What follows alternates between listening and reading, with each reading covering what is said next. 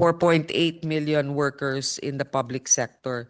So actually, unemployment, 1.9 million people unemployed. Pero Mr.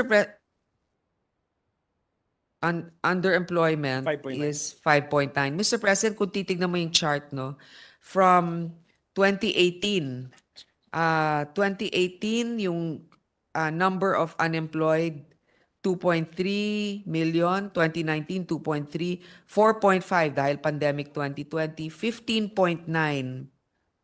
I'm sorry. 4.5 dahil pandemic, 3.7 pandemic, 2.7, 2.2, tapos ngayon nasa 2.0. So talagang bumababa yung unemployment. Tapos underemployment,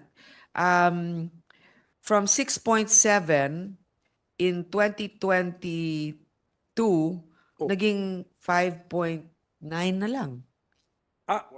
That's number. That's the number, no? Number yun. Yeah. Number. Million yun. Million, yes. 41 million employees. In 2018, 41 million ang employed. Now it's 50 million. So Jobs a year. Sige. Okay, yes. Please state it kasi may question ako doon. okay. Please state. We're creating 1 million jobs a year. I think that's Yes, the we claim. are- That's we are the that's more the than 1 claim million of jobs our per year. economic managers. Can we get a description of the jobs that we're creating? What kinds? Well, Mr. President, as you know, infrastructure, a lot of infrastructure. The construction work. 63% are salary and wages. We want to improve on that. Yes, there are better quality jobs, but there's still a lot of room for improvement. But it's being improved, Mr. President. I know these are small can we see- victories. Yeah. What have been the improvement over the years? So at the early years, 1 million jobs. Second year, 1 million jobs. But did the quality or the nature of the jobs improve? Did Yes. we notice? Did we notice any?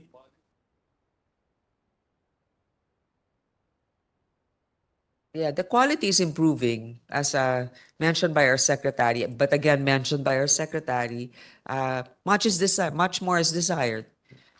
Okay, so do we have a conscious strategy on how to improve the jobs that we're creating?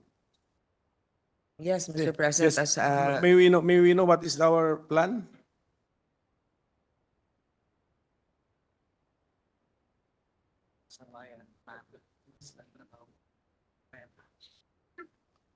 Naintindihan mo gusto kong sabihin? Sabi nga 51.8. the Trabaho para sa Bayan Act, the work will be completed by the end of this year. Congratulations, Senator Joel, for that initiative and for authoring and sponsoring it. Trabaho. Ano yun? Ano bang magagawa nun? Mr. President, we discussed this in plenary. Now we congratulate our colleague for pushing this and for it being signed now. It's really basically improving the skills of our workers and making sure that there's a match between industry demand and also human development and training. So that's the gist. Kasi dati, as mentioned nga by our colleague, sa ibang bansa, halimbawa, college ka pa lang or nagvo-vocational ka pa lang, meron ng partnership sa mga industriya na ito yung kailangan namin.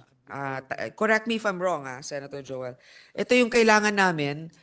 So, damihan natin ng training para dito. Halimbawa, I mean, whatever, accountancy, welding, AI training, yun yung ito yung job openings, ito yung kailangan natin. So, kaya damihan natin ang training dun sa mga sektor na yon. Okay, so meron tayong strategy to improve the jobs we are creating, and we already embodied this strategy into a law. Ano yan? Trabaho para sa Bayan Act. Yes, Mr. Diba? President. Sponsored, authored and defended and sponsored by Senator Joel. With the indulgence of my two colleagues, What is Mr. the President. pleasure of Senator Mr. President, we just like to interject and put into the records of this August chamber that today, a couple of hours ago, the President signed the Enterprise-Based Education and Training Act, which you yourself, Mr. President, started here in this August chamber. And it's now a law, Mr. President, that would help not just create jobs, but create decent and sustainable jobs, Mr. President. If you recall, Mr. President, before, about 4% of the result of IBET graduates are being produced here in this country. And it's because of the fact that sabog-sabog ho kasi yung apprenticeship, yung pong dual training system, etc. Now, it's in one, we institutionalized the entire enterprise-based program. We came up with a clear-cut guidelines as to what kind of tax breaks they will be enjoying, 50% of the training cost. Tapos kung kayo po ay textbook institution, mag-receive kayo ng mga equipment, etc. Customs duties, exempted po yan. And at the same time, ang isa sa pinakamahalagang component nito yung one-stop shop, Mr. President. One-stop shop that would be able to attend and look into the programs to make sure that our learners will not be abused, Mr. President. So I just want to put that on record when we're talking about quality jobs that we are producing. So other than the Trabaho para sa Bayan Act, the Tulong Trabaho Act, the Enterprise-Based Education and Training Act was just signed into a law this morning. Thank you, Mr. President. Thank you. Duly noted, Senator. Congratulations to our colleague. So Thank you. Thank you, Mr. President. this would look like parang framework laws, no? Akala natin na hindi exciting, yung pala ito pinapalabas natin yung kahalagahan ng mga batas po na ito. Madam Chairperson, using international definition, what would be the definition of a person who is in working age?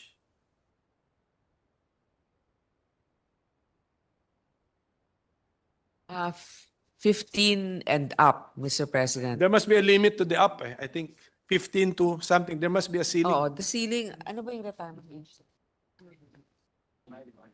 65 is the retirement age in government, Yeah. Mr. Pero alam naman natin, may mga iba dito na lumalagpas. Hindi, kasi international tayo kanina, so I'm asking ano yung international Well, definition. yeah, in When is most a person of sectors, working age?